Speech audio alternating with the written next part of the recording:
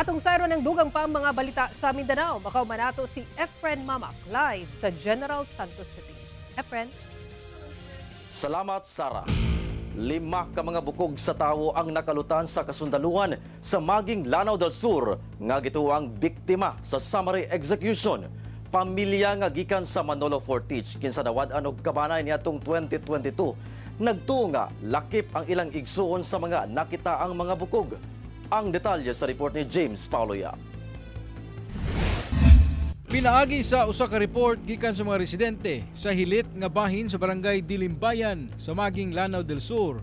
Nahimutang matud pa ang mga gituohang tao nga dugay ng gilubong sa lugar.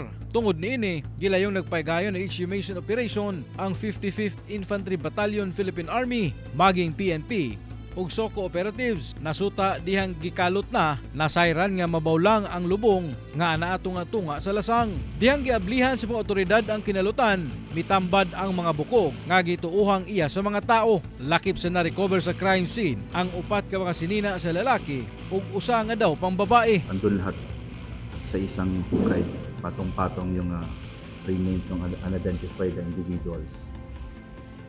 And they were able to unearth at least 5 skulls. 3 of them were still full, completely intact, but the other 2 were parang broken into pieces.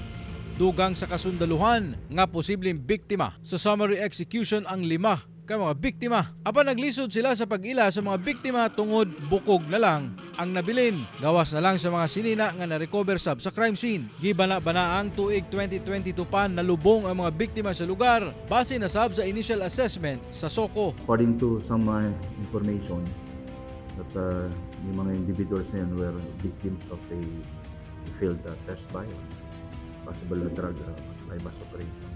Human nga nabaniog ang maong report sa social media, nagpakitabang karon ang usa ka banay nga gikan pa sa Libuna, Bukidnon tungod na wala matud pa ang ilang igsuon niadtong April 18, 2022 kauban na laing 4 pa ka mga tao. Sumala pa nga igo lang kuno gitawag ang iyang igsuon sa iyang kaila aron ipamaneho sa ilang sakyan nga van paingon sa Valencia City, Bukidnon. Apan sukad niadto wala na kini makauli sa ilang balay. Gipakyaw lagi daw ang van nga iyang gidriban ug ang pagiya padulong na sa Valencia.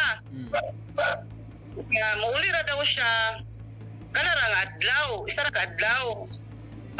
Nagkuan naman, abot naman din, nilakaw siya to ka April 18, so nag-19 na siya, wala namang gid sila napunta. Mas mikusog pa kuno ang ilang pagduda sa na-recover nga sinina sa mga biktima tungod ulahi kunong gisuot sa iyang igsuon una milakaw sa ilang balay usa ka gray nga sweatshirt nga motakdo sab sa usa sa mga na-recover sa crime scene. Ang among tang gusto kay kanang magpatabang mi pa kung para dito nami assurance ka kung maagtumi dito kanang bali ilap bitaw among mga test or DNA para sure nga amo ba gyudtong mga bangkay nabay ako ang isuon adto.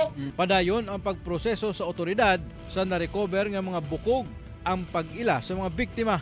Ako si James Paulo Yap, 1 Mindanao.